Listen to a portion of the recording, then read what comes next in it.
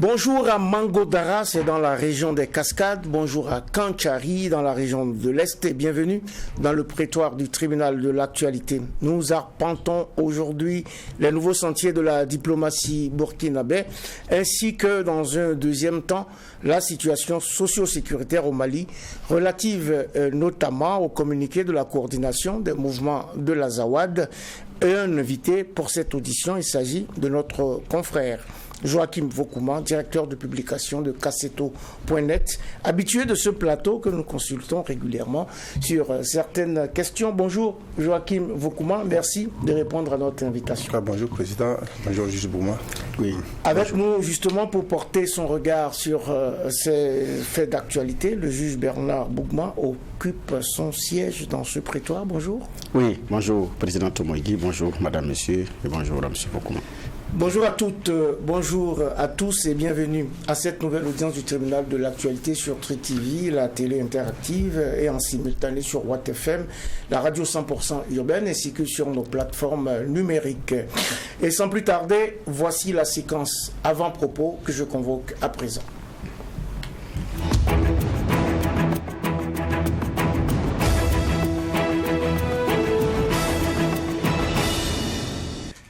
Juge Bernard Bougma, vous avez choisi de nous parler aujourd'hui d'agriculture. D'agriculture, et puis c'est un Burkinabé qui a d'ailleurs fait ses classes en Ukraine. Il y a passé 7 ans durant, avant de rentrer au Burkina Faso. Et le domaine dans lequel il a choisi, apparemment il ne pouvait pas se faire employer là, donc il s'est fait employer avec un autre profil. Et c'est un passionné de l'agriculture qui a une ferme qui est située aux encablures de Koubri et qui a reçu la visite du ministre burkinabé de l'agriculture la dernière fois. Ce monsieur, je l'avais d'ailleurs reçu ici à Monde Politique en ce qui concerne la crise Russie-Ukraine. Parce que j'ai dit bien, il y a passé 7 ans, il a plein d'amis là-bas. Et donc ce monsieur qui a fait l'aéronautique et qui est passionné de l'agriculture a développé une technologie. Et cette technologie permet qu'effectivement on puisse rentabiliser sur des petites superficies et avec une mécanisation qui intègre en même temps l'engraissage du sol, le labour et tout. Et donc c'est une ferme polyvalente où il expérimente beaucoup de choses qui défient certaines réalités enseignées dans les écoles. Il disait d'ailleurs que quand il a commencé, certains techniciens qui sont passés par les écoles de formation en agriculture lui ont dit ça ne va pas marcher, ce n'est pas possible, vous n'allez pas rentabiliser. Parce que d'ailleurs, M. Nanema, c'est son nom, ne cultive pas au même moment que les autres. Les autres démarrent leur saison, il a 6, 2 semaines, 3 semaines. Pratiquement, c'est 1 mois après que les autres aient semé qu'il lance et il récolte avant parce que c'est toute une technologie qui accompagne. À plusieurs reprises, il a demandé des coups de main. Cette fois-ci, c'est l'autorité elle-même qui est allée regarder.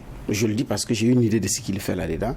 C'est aussi quelqu'un qui sait essayer et qui fabrique des drones et qui dit... Et lui, l'ambition, c'est de fabriquer des drones qui peuvent tenir 4 heures de temps dans les airs, parce qu'il y en a qui n'ont pas beaucoup d'autonomie. Donc, 4 heures de temps dans les airs pour pouvoir effectuer un certain nombre de choses, que ce soit dans le domaine sécuritaire et même sur la sécurité alimentaire, parce que tout est lié. Et donc, j'ai dit, à plusieurs reprises, il a tapé à des portes qui ne se sont pas ouvertes. Cette fois-ci, apparemment, ça semble s'ouvrir. La réalité, c'est que j'ai toujours dit, au Burkina, on a les hommes et des femmes capables d'innovation, de créativité, d'imagination pour nous faire avancer. Ce qui reste, c'est le courage du politique. C'est aussi d'écouter ces gens et leur donner les moyens qu'il faut. Et nous allons produire des merveilles. Nous allons produire des merveilles si nous savons nous écouter plutôt que simplement nous entendre. Et dans le domaine de l'agriculture, il y a beaucoup de potentialités, étant donné d'ailleurs que c'est l'un des piliers de notre économie et de notre richesse. C'est la 4e audience du tribunal de l'actualité pour la semaine et nous parlons d'abord de diplomatie, de ce qu'on pourrait qualifier de réorientation de la diplomatie du Burkina. Le Burkina qui a décidé récemment de renouer avec la République populaire démocratique de Corée du Nord, suspendue officiellement depuis 2017, la reprise des relations diplomatiques avec ce pays vise à rétablir, selon la ministre burkinabé des Affaires étrangères Olivia Rwamba, que je cite, une coopération bilatérale exemplaire, notamment dans le secteur de la sécurité à travers l'octroi à notre pays d'équipements et de matériel militaire. Joachim Vokuma, directeur de publication de Cassetto.net, venu ce matin nous apporter quelques éclairages sur ces questions qu'on a enrôlées. Oui, on va dire que c'est une reprise qui est dans l'ordre normal des choses. Comme vous l'avez dit, les relations avaient été suspendues en 2017. Ça, c'est sur injonction, on va dire les choses comme ça, de l'ONU, parce qu'on accusait la Corée du Nord de développer des armes dangereuses. Donc, l'ONU avait pris des résolutions qui sanctionnaient la Corée du Nord, et tous les pays membres de l'ONU avaient été demandés de suspendre leurs relations. Donc, c'est à ce titre, ça pose d'ailleurs la question de la souveraineté diplomatique des États. C'est vrai que je n'ai pas regardé dans les détails si tous les pays ont voté cette résolution, mais c'est toujours à l'initiative des pays, les grands pays, enfin ce qu'on appelle les grands pays, et qui détiennent en général le droit de veto au Conseil de sécurité de l'ONU. Et comme par hasard, ce sont des pays qui disposent de la bombe nucléaire. Vous voyez, c'est ça l'escroquerie mondiale à laquelle nous subissons depuis des années. Vous avez des gens qui ont la bombe nucléaire, et pendant longtemps, je rappelle que ça a été invoqué comme élément essentiel qui a évité une troisième guerre mondiale. C'est-à-dire que la dissuasion nucléaire réciproque a permis aux puissants de ne pas oser toucher à la bombe nucléaire. Se neutraliser, parce que toucher à la bombe nucléaire, c'était non seulement détruire l'ennemi, mais c'est s'auto-détruire également. Donc, bon, si on part sur ce principe-là, il faut même encourager tous les pays à avoir la bombe nucléaire. Et quand on voit que ceux qui l'ont font des pieds et des mains pour empêcher les autres d'y avoir accès, on comprend très bien que c'est un outil de puissance, un outil qu'on utilise pour faire du chantage et prendre des décisions qu'on impose aux autres. Donc, cette reprise des relations diplomatiques intervient à un moment où nous sommes à la recherche de soutien tout azimut qui nous permettent de lutter contre le terrorisme, d'avoir les moyens logistiques, militaires, pour lutter contre les groupes terroristes qui nous frappent ouvertement depuis 2016. Et en cela, la Corée du Nord, c'est quand même une puissance militaire. Quelles sont les armes ou les moyens que nous allons solliciter, et quelle sera leur disponibilité justement à nous aider dans cette guerre-là.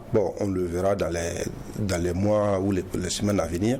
Mais ce qui est sûr, je pense que le pays, Pyongyang est très disposé à nous accompagner. C'est toujours un allié. Vous savez que ce n'est pas un pays qui est... au niveau de la communauté internationale, le président... Kim Jong-un n'a pas bonne presse. Quand on a toujours des alliés dans le monde, ça fait toujours chaud au cœur. Et nous, on a choisi de reprendre avec la Corée du Nord. Moi, je trouve que c'est une bonne chose dans le contexte actuel. Là. On n'a pas à chipoter sur la qualité ou je ne sais pas quoi. Comme on dit en Morée, quand il y a l'incendie là, que l'eau soit propre ou sale, peu importe l'essentiel, c'est d'éteindre. Il suffit que le feu soit éteint. Voilà, mais justement, Joachim, en deux mots, les sanctions, puisque vous l'avez bien souligné, c'est par injonction des Nations Unies qu'on a dû donc suspendre ces relations, qui n'étaient pas très chaleureuses, enfin, qui n'étaient pas très actives pendant plusieurs années. Mais est-ce que les sanctions qui frappent la Corée du Nord ne vont pas ricocher, frapper aussi le Burkina Faso? Autrement dit, est-ce qu'on n'a pas des difficultés à coopérer avec un pays qui est sanctionné par les Nations Unies? Non, je pense pas. Si nos autorités ont décidé de la reprise des relations diplomatiques, c'est qu'ils ont jugé le pour et le contre. Et c'est un choix rationnel, à mon avis, qui a été pris. Et je ne vois pas pourquoi. Qu'est-ce que l'ONU fait pour nous? Et surtout, c'est pour affirmer aussi cette autonomie diplomatique, et cette souveraineté et le libre choix de chaque pays de disposer de lui-même. Oui, et puis qu'est-ce qu'elle nous fait pour nous? Vous avez reçu ici Pierre Ouedraogo, qui était l'ancien secrétaire général des CDR, qui a raconté qu'on avait reçu des armes, c'était de la Libye, et les Américains s'étaient opposés. On a fait la liste des armes qu'on a reçues. On a dit, si vous êtes capable de nous donner ça, ok, on les retourne. Ils ont écrit pour dire de les garder. J'ai écouté ça ici. Si l'ONU veut nous donner des armes pour qu'on combatte nos terroristes, pour nous empêcher, en tout cas nous dissuader d'aller vers la Corée du Nord, ils n'ont qu'à le faire en ce moment-là. Ils auraient un bon prétexte pour nous interdire des relations avec la Corée du Nord. Alors justement, Bernard Bougman, c'est une reprise diplomatique donc, qui est saluée ici. Outre le secteur de la sécurité, je sais que vous allez en parler, et la reprise des relations diplomatiques avec Pyongyang devrait également dynamiser les secteurs des mines, de la santé, de l'agriculture et de la recherche. Oui, tout à fait. Donc, je pense effectivement c'est une reprise parce que sous la Révolution, elle était très bien présente. La place de la Révolution ou de la nation, c'est selon, porte d'ailleurs les symboles de cette coopération à travers la stèle que ces messieurs avaient construite à Ouagadougou, qui est comment on appelle ça, la copie miniaturisée de ce qui se trouve à Pyongyang comme symbole de leur révolution.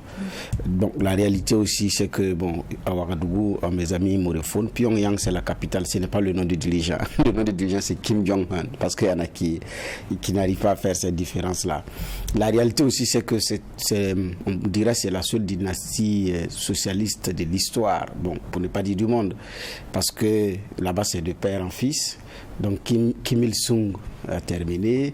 Kim Jong-il n'étant plus, c'est son fils cadet qui est actuellement au pouvoir.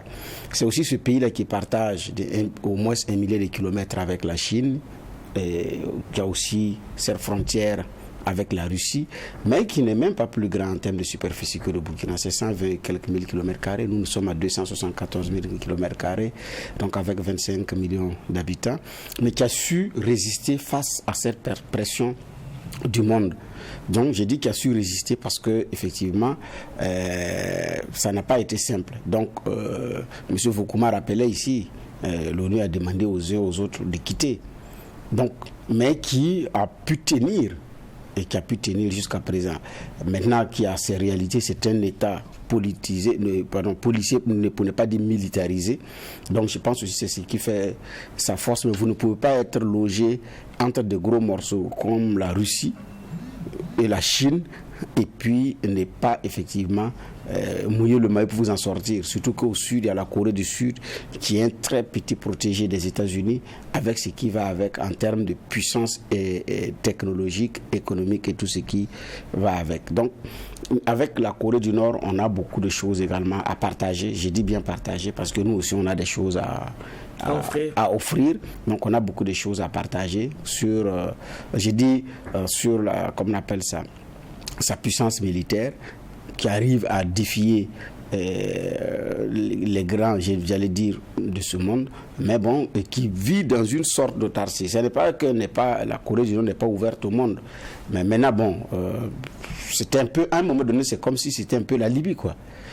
Diabolisé, vilipendé et tout, mais qui a su, comment on appelle ça, faire face à toutes ces réalités-là. Donc, je pense qu'on a beaucoup, effectivement, à prendre.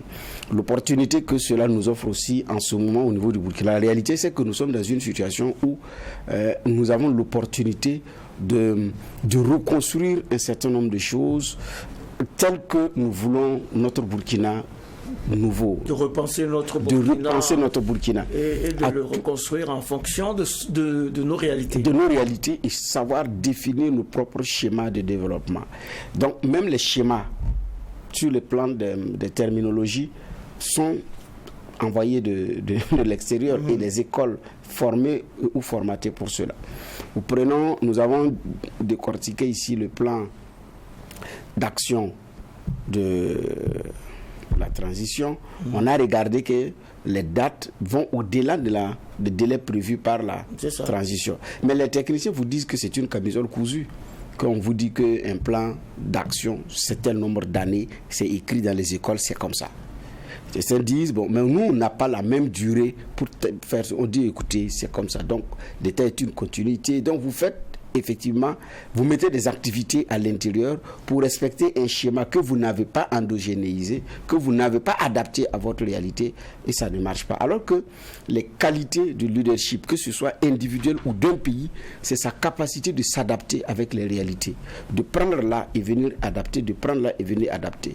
Mais nous sommes sortis formatés, c'est comme ça qu'il faut faire. On a fait comme ça depuis des années, mais ça n'a pas changé. Alors que Einstein dit, la folie c'est toujours faire la même chose et espérer un résultat contraire. Ça ne marche pas. Est-ce que il faut comment expérimenter. Donc les pays qui ont pu sortir du lot ont pu adapter leur réalité à ce qu'ils sont allés prendre de l'autre côté. La Chine a envoyé plusieurs étudiants de par le monde, mais ils ont su adapter. Le Japon, c'est pareil. Les pays arabes, c'est pareil. Donc la réalité, elle est là. Donc quelle adaptation nous faisons de ce que nous sommes allés apprendre de l'autre côté, qui sont leurs propres modèles, qui sont leurs propres schémas, et qui répondent à leur réalité socio-culturelle, différente de nos réalités socio-culturelles. Donc la réalité, c'est ça. Donc ici, je pense aussi que renouer et réchauffer les relations avec la Corée du Nord, c'est aussi affirmer comment on appelle ça, sa souveraineté et avoir la liberté de choix en fonction de ce que je veux. Parce que les mêmes nous répètent que leur pays n'a pas d'amis. Leur pays n'a que des intérêts. Et à nous, on nous demande seulement de ne pas avoir des intérêts, mais de n'avoir que des amis qui doivent être forcément leurs amis. Donc nous n'avons pas le choix de nous trouver d'autres amis. Le temps est venu que nous puissions mettre en avant nos intérêts. Nos intérêts. Donc nous mettons en avant également nos intérêts et nous choisissons également ceux qui peuvent nous aider à atteindre nos objectifs. Et je pense que ce n'est pas trop demandé à un État. Ce n'est pas trop demandé à un État de mettre en avant ses intérêts. Le temps est venu d'affirmer ses intérêts, d'agir selon ces intérêts-là. C'est la 4e audience du tribunal de l'actualité pour cette semaine. Nous parlons d'abord diplomatie. Diplomatie, nous venons d'évoquer donc cette reprise des relations avec la Corée du Nord, mais allons en France où ça y est, ce pays vient de désigner un nouvel ambassadeur pour la représenter au Burkina, après la décision des autorités burkinabées de ne plus travailler avec Luc Alade, rappelé à Paris fin janvier 2023. Et Joachim Vokouma,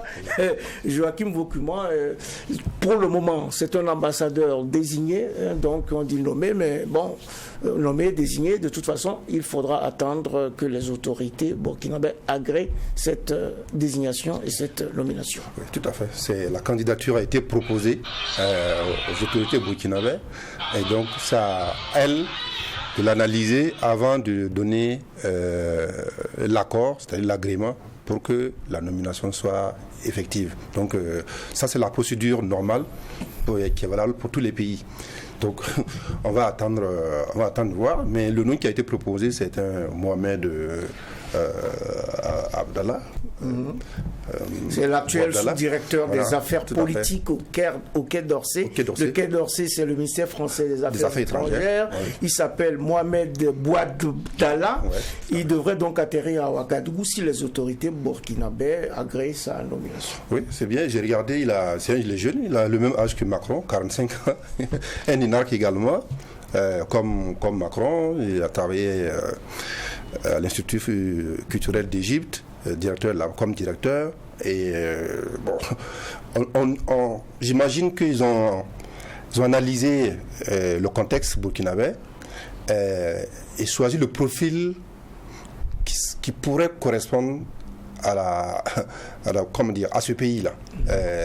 On connaît le contexte dans lequel Luc Alade est parti.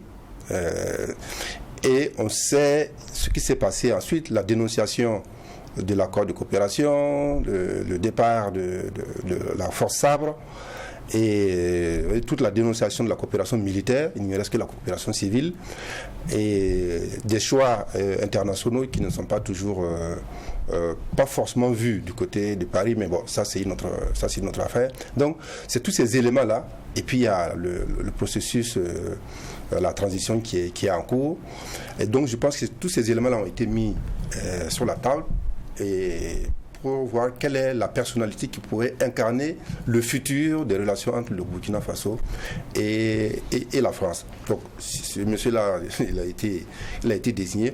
On verra bien si les autorités burkinabées vont lui accorder l'agrément pour qu'il puisse s'installer. Mais en tout cas, c'est une nouvelle ère qui s'ouvre. Et s'il arrive, si c'est lui, s'il arrive, il va devoir recoller les morceaux, en tout cas relancer la coopération entre le Burkina et la France, donner une nouvelle dimension, une nouvelle dynamique.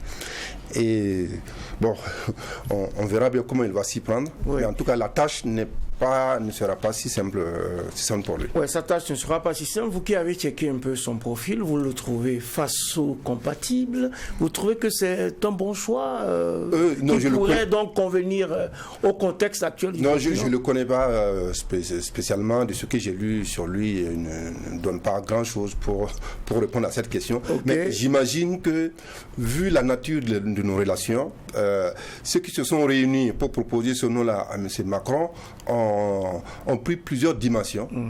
On les a analysées pour dire, bon, compte tenu de ce qui s'est passé, compte tenu de ce que nous souhaitons dans le futur, dans les relations entre le Burkina Faso et la France, voilà, ce monsieur-là pourrait faire l'affaire. Donc j'imagine, mais ça, on verra bien comment il va s'y prendre. Et en tout cas, il est attendu. Et puis, j'ai déjà lu quelques commentaires, puisque nous avons publié l'article là hier. Et les commentaires déjà fusent de partout. Et bon, ils sont favorables. C'est très nuancé. Très nuancé. Donc, qui disent, beaucoup mitigé. On le tiendra à l'œil, on n'a pas besoin d'eux. Voilà. Donc, c'est assez nuancé. Donc, il sait à peu près, de toute façon, le contexte et l'opinion. Quel est l'état de l'opinion burkinabé dans les relations avec la France? Donc il sait dans quoi il met les pieds. En tout cas, il n'aura pas la tâche facile. Hein. C'est sa première affectation en plus en tant qu'ambassadeur. Il aura donc fort à faire pour allumer la flamme entre Paris et Ouagadougou, sous réserve, bien entendu, que son agrément soit validé par le gouvernement burkinabé. Bernard Bougma.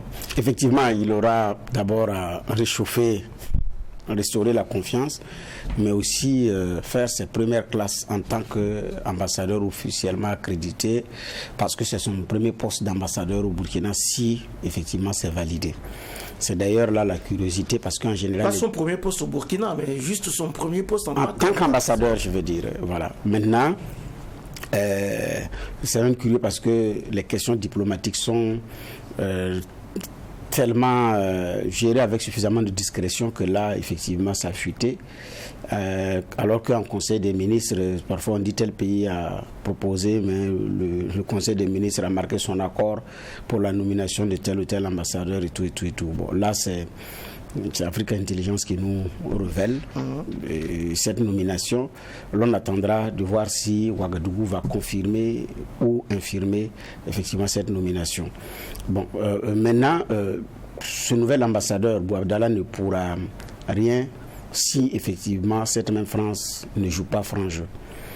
Quand le Burkina avait dit que M. Allah n'était plus un interlocuteur de confiance, donc n'était plus un interlocuteur fiable, Paris a rapidement fait de dire qu'elle maintient sa confiance vis-à-vis de son ambassadeur et a tenu coûte que coûte qu'il reste à Ouagadougou jusqu'à ce qu'il soit rappelé pour consultation.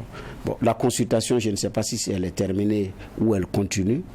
ou bien compte tenu de la durée de la consultation, il faut trouver quelqu'un pour venir. Après la consultation, on va le rappeler. C'est vrai que c'est des termes diplomatiques. Je crois qu'on a passé cette étape. Non, c'est juste pour rigoler. L'autre nom dans le pipeline. Oui, c'est juste pour rigoler. En réalité, c'était pour faire bonne image, donc de dire que c'est rappelé pour consultation. C'est juste terminé, quoi. Voilà. Donc, et c'est ça. Mais j'ai dit, si cette même France ne change pas sa façon de faire avec les autres États, ça ne va pas marcher. Si c'est toujours dans cet esprit condescendant, qui a été surtout amplifié sous le président Macron vis-à-vis de ses pairs africains, ça ne va pas marcher. Les Chirac et les Mitterrand étaient plus influents sur le président africain que Macron. Ils étaient plus puissants en Afrique que le président Macron. Ils ont fait et défait plusieurs dirigeants africains. Ils ont protégé les trônes de certains. La rébellion de certains dans leur pays a été stoppée à une centaine de mètres de leur palais. Mais ils n'ont pas fait... Suivez mon regard. Oui, tout à fait. Mais ils ne se sont pas comportés vis-à-vis des présidents africains publiquement que Macron, qui les humilie à travers des gestes non appropriés, à travers un discours de suffisance. Excusez-moi les termes, mais c'est réellement ça. Parce que les Français même le disent. On a vu la passe d'armes qu'il y a eu lieu lors de sa visite sa tournée au niveau des Grands Lacs, face à Tshisekedi.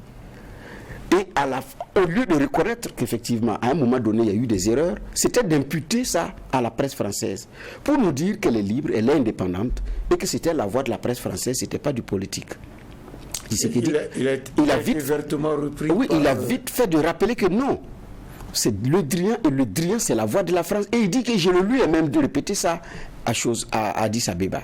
C'est-à-dire que au niveau des présidents africains, il y a ce goût, il y a cette frustration qui est mal contenue, qui s'exprime autrement. Jeune Afrique a révélé également que d'ailleurs, face au même Macron, le président Ibeka avait boudé.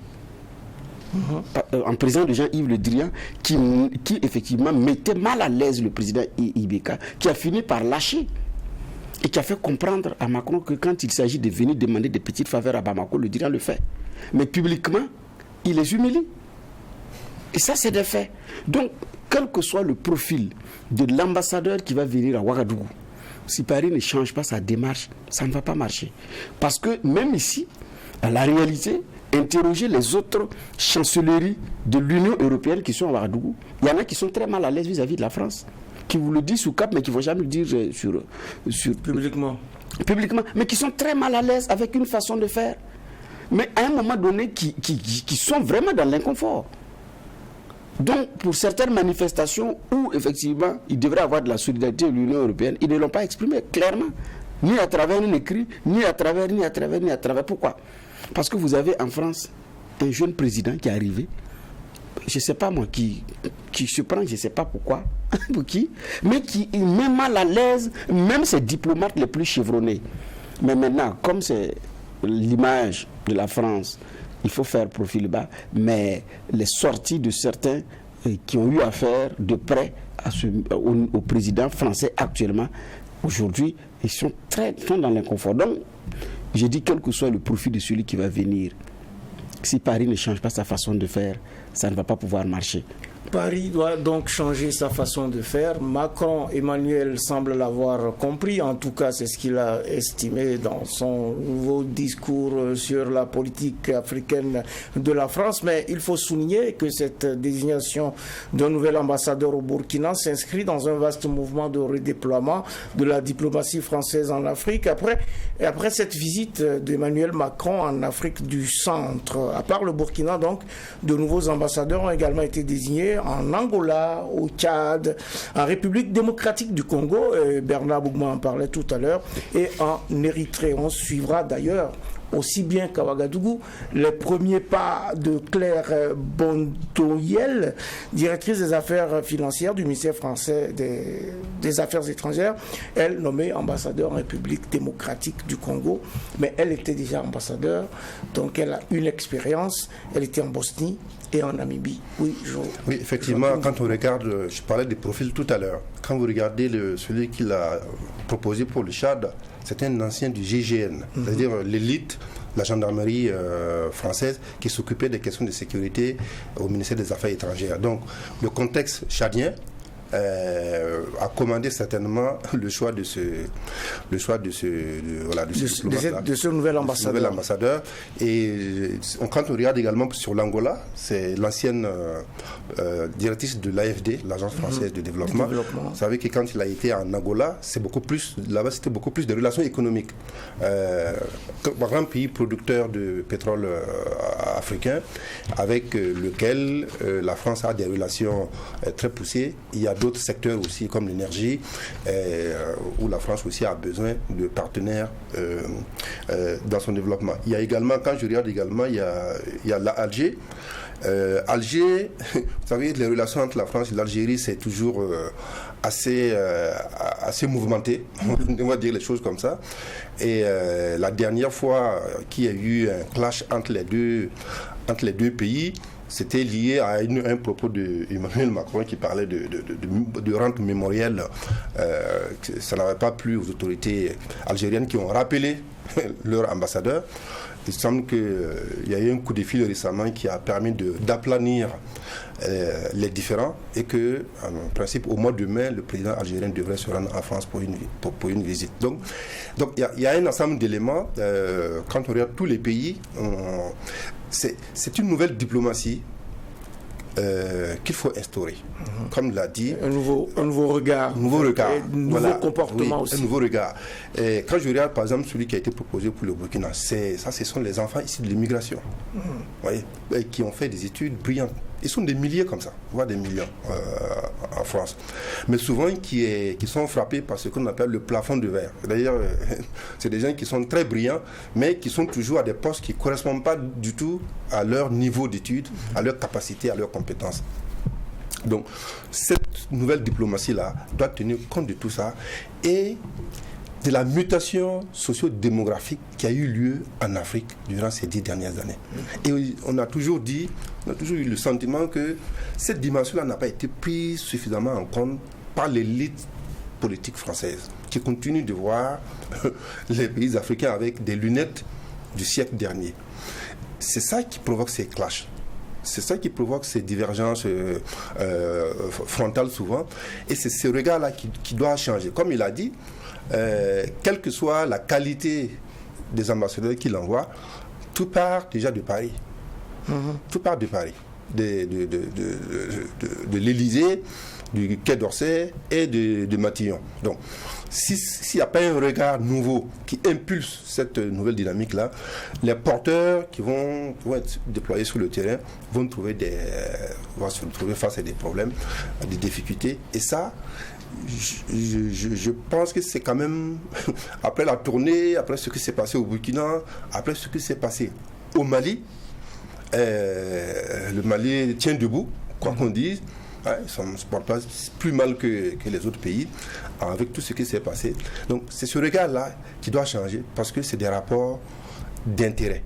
Et ce discours qui date depuis des siècles, qui a consisté à mentir pour dire que c'est une aide, une assistance qu'on apporte aux pays africains là, ce discours-là n'a plus de pertinence. C'est dépassé. Ce n'est plus audible. Donc si on dit de façon franche, oui, nous y allons parce que nous avons des intérêts, il n'y a pas de honte à dire cela. Même si on a fonctionné sur un marché sur plusieurs siècles, il n'y a pas de honte à dire cela, parce que de toute façon, c'est l'avenir des relations qui commande ça. Il faut changer de discours, il faut changer de comportement, il faut, comme dirait l'autre, changer de paradigme sur tous les plans. L'époque a changé, les hommes aussi, les réalités. Et on a aujourd'hui en Afrique quand même des dirigeants qui ont à cœur de changer un certain nombre de choses et de changer ce regard condescendant qu'exerce la France sur un certain nombre de pays. C'est la 4e audience du tribunal de l'actualité pour cette semaine. Nous recevons Joachim Vokouma, c'est notre confrère. Il est directeur de publication de Cassetto.net, c'est un journal en ligne, il faut y faire un tour. Et nous parlons diplomatie. Un mot rapide, Bernard Bougma, sur cette visite qu'a effectuée le président de l'Assemblée législative de transition du Burkina, Ousmane Bougouma, en Côte d'Ivoire, à Abidjan. C'était dans le cadre donc de la conférence des présidents d'assemblée, de section de la région Afrique, de l'Assemblée parlementaire de la francophonie. Il a été reçu par son homologue ivoirien, Adama Bictogo, et puis une phrase un mot a fait quand même tilt au cours de cette audience, à la sortie de cette audience. Nous avons, a dit Ousmane Bougma, de fortes attentes en termes d'appui venant de la Côte d'Ivoire dans la lutte que nous menons aujourd'hui, et nous avons espoir que le Burkina Faso, avec l'appui des pays frères comme la Côte d'Ivoire, retrouvera la paix, la quiétude et renouera avec le développement. Fin de citation. Mais dans la main, Burkina-Côte d'Ivoire, comme toujours d'ailleurs, pour lutter contre le terrorisme. Je souris à l'idée de ce que ces propos peuvent être accueillis, traités et commentés dans certains cercles qui lui diront, qui t'a dit d'ailleurs d'aller à ce rendez-vous, tu es allé chercher quoi à Abidjan? Certains lui diront d'ailleurs qu'il ne devrait même plus y aller. Voilà, donc la Côte d'Ivoire de Alassane Ouattara, je dis bien de Alassane Ouattara parce que moi en général, pour ces questions, je parle beaucoup plus des pays que des hommes qui assument des missions à un moment donné de leur vie dans la vie d'un pays et qui quittent la scène pour que d'autres puissent venir continuer. Donc effectivement, j'ai dit la Côte d'Ivoire d'Alassane, vouée aux hégémonies, certains ne cherchent même plus à savoir si certains faits sont vrais ou pas. L'essentiel, c'est effectivement de vilipender ce valet local, ce préfet de Paris, et installé à Abidjan. Donc on ne cherche plus effectivement à comprendre. Donc, alors que il y a des liens très forts entre la Côte d'Ivoire et le Burkina. Nous avons beaucoup de chantiers sur lesquels nous sommes suffisamment avancés. La Côte d'Ivoire nous cède une bonne part de l'énergie. Et donc, la communauté burkinabé la plus présente au monde, c'est en Côte d'Ivoire. Donc, là, c'est un partenaire stratégique sur le plan social et économique. Maintenant, la réalité, c'est que c'est au gré des régimes d'Abidjan ou de Ouagadougou que les relations se rapprochent ou pas. C'est aussi en fonction des hommes qui sont là que les relations sont suffisamment proches ou pas. De Maurice Yamégo, Maurice et Oufo Boigny étaient très liés. Leur projet sur d'ailleurs la carte d'identité unique était suffisamment d'ailleurs très avancé. Maintenant, comme nous avions eu un soulèvement populaire en 66, les choses se sont arrêtées parce que Ouagadougou était maintenant dans un régime d'exception. Abidjan continuait dans la démocratie, dans les élections. C'est vrai que voilà, avec toutes les réalités qu'il y a. Donc, ça a joué quand même. Et depuis, le Burkina est rentré dans un cycle de coup d'état d'exception. Donc, la réalité, nous sommes rentrés dans ce cycle jusqu'à ce que le président Blaise Compaoré arrive, on rentre dans la démocratie, le Burkina se stabilise, mais la Côte d'Ivoire rentre également dans une instabilité sociopolitique jusqu'à la rébellion. Le coup d'état en Côte d'Ivoire, Noël 1999. Et voilà, exactement. Donc, dans ces conditions-là, pour que des présidents aient le même regard, la même façon de voir, parce que à un moment donné de l'histoire, c'est l'un qui soupçonne l'autre, comme au temps de la Révolution, le Burkina soupçonnait la Côte d'Ivoire de vouloir renverser. Sous Gbagbo soupçonnait le Burkina de vouloir renverser. Donc la réalité, il y avait aussi donc on n'a pas eu le temps dans la durée de caler des vrais projets d'envergure en dehors de ce que le TAC est venu impulser. Là aussi, on connaît traité d'amitié et de coopération entre le Burkina et la Côte d'Ivoire. Formalisé en 2008 par Gbagbo et Blaise. La réalité aussi et Blaise Compaoré. La réalité aussi, on a rattrapé. Donc la réalité, ce qui fait que on est dans ça. Mais maintenant, est-ce que on va continuer dans ce conflit latent perpétuel? Je ne pense pas. Mais comme les États n'ont pas d'amis, c'est au gré des intérêts. Donc il faut également accepter qu'entre voisins, ça se secoue et ça se stabilise, ça se secoue et ça se stabilise. C'est la réalité aussi des faits. Comme entre la France, l'Angleterre, la France, l'Allemagne, et puis, Corée du Nord, Corée du Sud. Par moment, c'est la vie aussi des nations qui est ainsi faite. Ce qu'il y a, c'est de gérer les choses avec suffisamment de sérénité et suffisamment de responsabilité. Par rapport à ce que nous vivons, il y a eu des appuis de la Côte d'Ivoire vis-à-vis du Burkina qui n'ont pas été du tout médiatisés, qui n'ont pas été communiqués, mais les officiels savent, les autorités savent. Du président Blaise Compaoré à Roch-Marc Christian Kaboré, en passant par Damiba jusqu'au président Ibrahim Traoré, il n'y a pas eu parmi ces dirigeants quelqu'un qui n'a pas bénéficié d'un appui conséquent pour notre situation actuelle. Ils ne peuvent pas nier. Ils ne peuvent pas nier. Ils ne peuvent pas nier. Oui. Donc, mais Abidjan aussi est mal à l'aise parce que nous, on ne veut pas communiquer, on ne veut pas. Elle se pose la question, mais qu'est-ce qu'il y a? Donc, aller dans le sens, je pense que c'est parti aussi pour l'apaisement, parce que Alassane Ouattara s'était confié à des Burkinabés lors de son dernier séjour en France. J'ai fait un important don au Burkina. Les autorités n'en parlent pas, ils ne veulent pas en parler. Et je ne sais pas pourquoi, est-ce que ça les embarrasse ou je ne sais pas pourquoi. Ils se posaient des questions. 2 milliards 300 millions du contribuable ivoirien vis-à-vis d'un pays, et puis c'est silence radio. Même la lettre de remerciement s'est confidentiellement remise. Et se posait des questions, mais qu'est-ce qu'il y a alors qu'il n'était pas à son premier geste? Et alors qu'il n'était pas à son premier geste, un mot rapide sur ce réchauffement. C'est les vertus aussi de la diplomatie parlementaire, n'est-ce pas, Joachim Foucault? Oui, comme il a souligné, entre le Burkina et la Côte d'Ivoire, qu'est-ce qu'on peut dire? C'est comme la langue et les dents. Non, voilà, on est liés organiquement, donc on peut avoir des moments de désaccord, d'incompréhension, mais on est condamné à trouver des solutions ensemble pour avancer ensemble, parce que, comme il a dit, on parle de 6 millions, mais il y en a plus que ça. C'est plus de 6 millions de Burkinabés en Côte d'Ivoire. Oui, parce que bon, j'ai suivi un peu le dossier. Il ne faut pas oublier qu'à un moment donné, ces deux pays n'en formaient une partie du pays, puisque le Burkina était disloqué, une partie du Burkina s'est retrouvée dans ce qu'on a appelé la basse Côte d'Ivoire, c'est ça. Ouais. Et puis, sur le nombre, je me rappelle bien lorsque le président Blaise Compaoré était venu à Paris pour, si vous voulez, dans le cadre de la conférence de l'ONU, qui voulait parrainer la conférence que les Ivoiriens avaient eue entre eux. Je l'avais rencontré, il m'avait expliqué que même le président sud-africain de l'époque, Thabo Mbeki, ne savait pas pourquoi il y avait autant de Burkinabés en Côte d'Ivoire. Donc il a fallu expliquer qu'il y a l'histoire des relations entre le Burkina et la Côte d'Ivoire, et qu'à un moment donné, les bras valides du Burkina ont été convoyés par milliers vers la Côte d'Ivoire pour travailler dans les champs, dans l'agriculture, alors qu'avant, ils allaient au Ghana. Oui. Si vous voulez, la Côte d'Ivoire est passée premier producteur de cacao parce qu'il y a eu un redéploiement de la main-d'œuvre burkinabé vers la Côte d'Ivoire au détriment du Ghana. Donc il y a tous ces éléments historiques-là qui font que nous sommes liés. Que le président de l'Assemblée législative de transition se rende là-bas, comme il s'est rendu à Alger, il s'est rendu à Conakry, il s'est rendu à Moscou récemment. Donc tout ça rentre dans le cadre de la diplomatie parlementaire, et tous les canaux qui permettent de nouer des partenariats pour bénéficier de soutien tout azimut dans tous les secteurs sont les bienvenus. Et tous les bras, toutes les portes sont les bienvenus.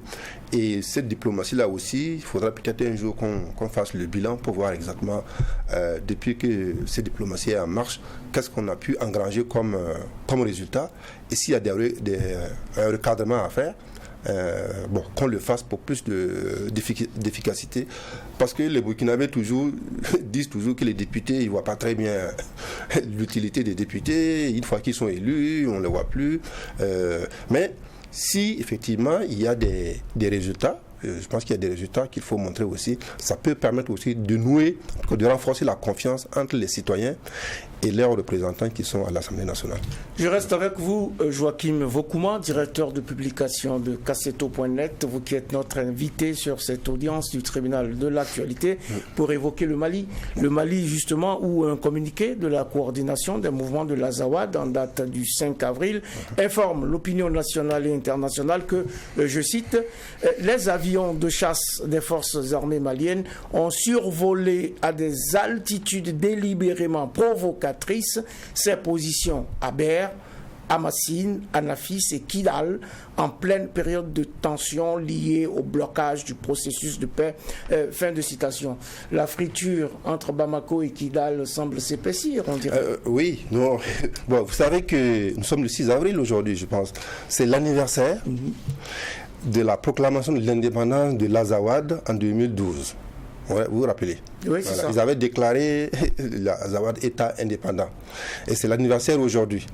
Et je pense que ces survols de cette partie du Mali par les avions maliens, c'est un message que le président Goïta envoie à l'Azawad, au mouvement de l'Azawad, pour dire que c'est vrai, il y a un blocage dans l'application de l'accord de paix, l'accord de paix d'Alger, mais que le contexte a changé.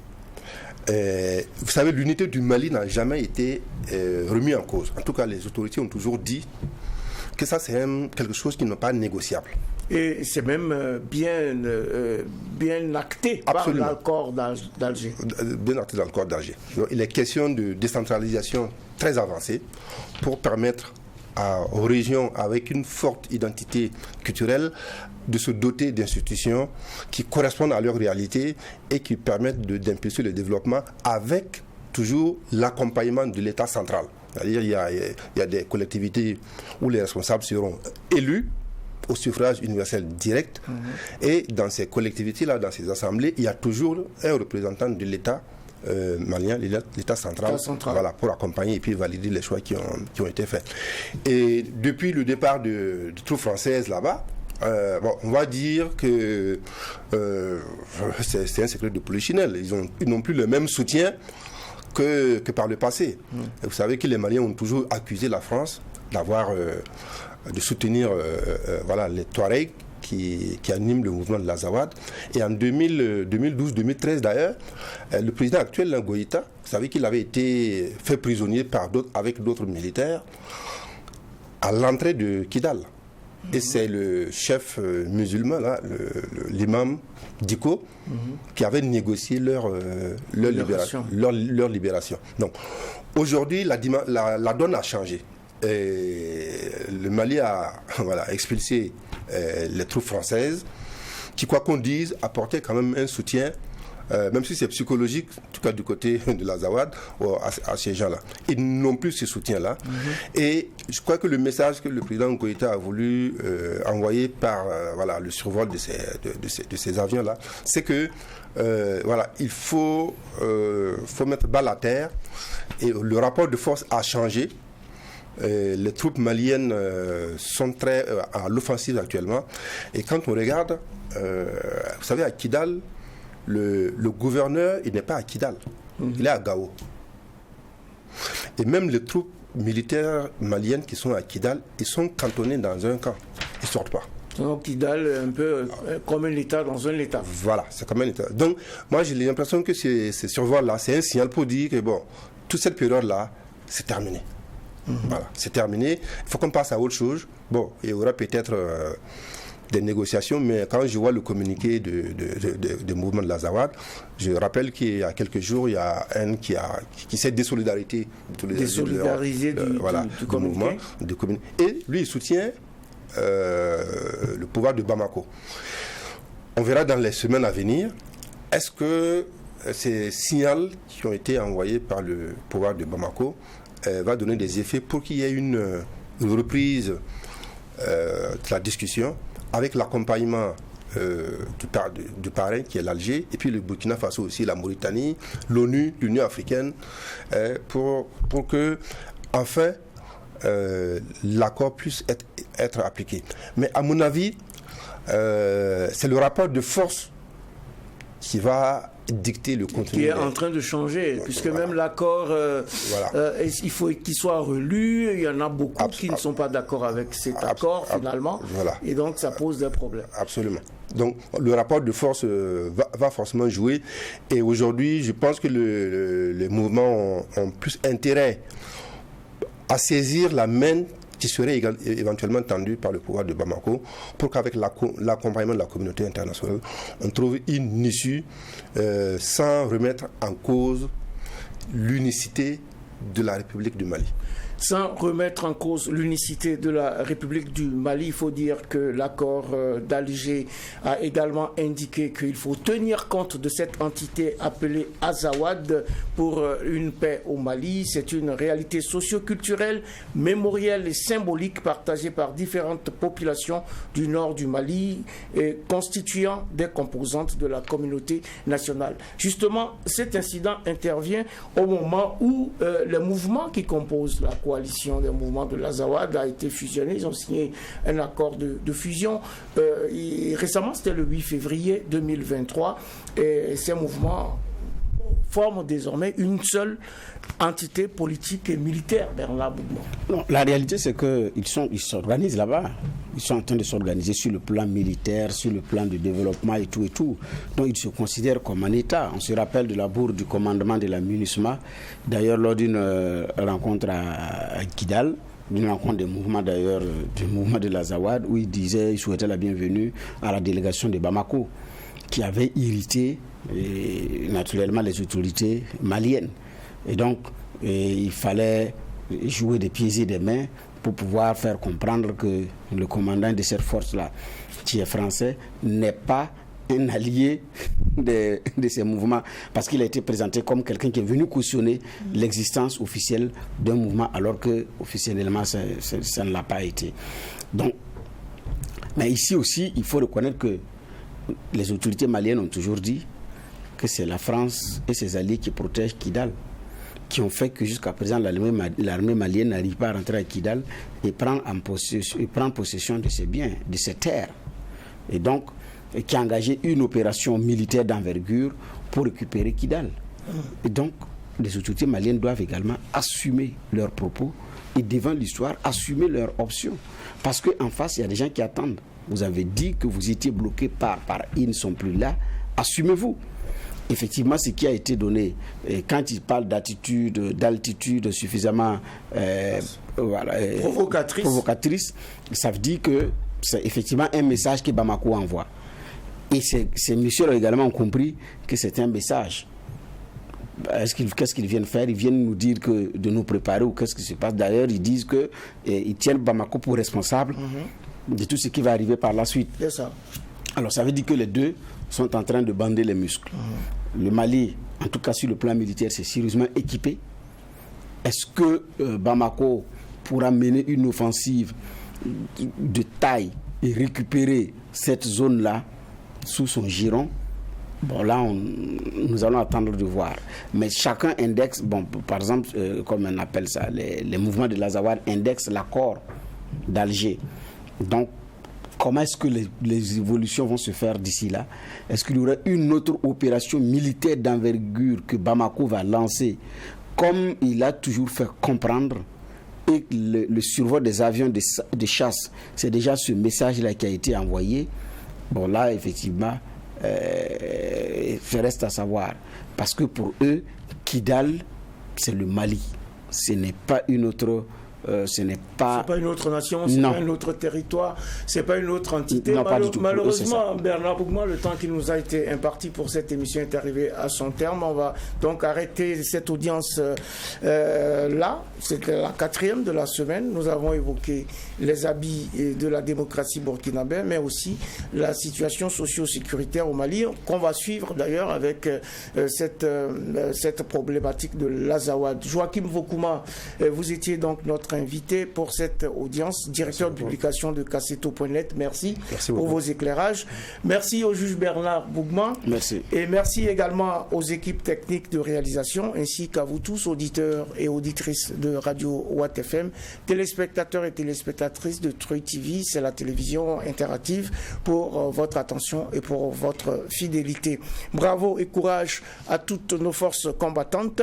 Prompt rétablissement aux blessés et aux malades. Forte pensée à ces personnes, 1 999 127 qui sont déplacés dans leur propre pays à la date du 28 février 2023, selon les chiffres du CONASUR, le Conseil national de secours d'urgence et de réhabilitation.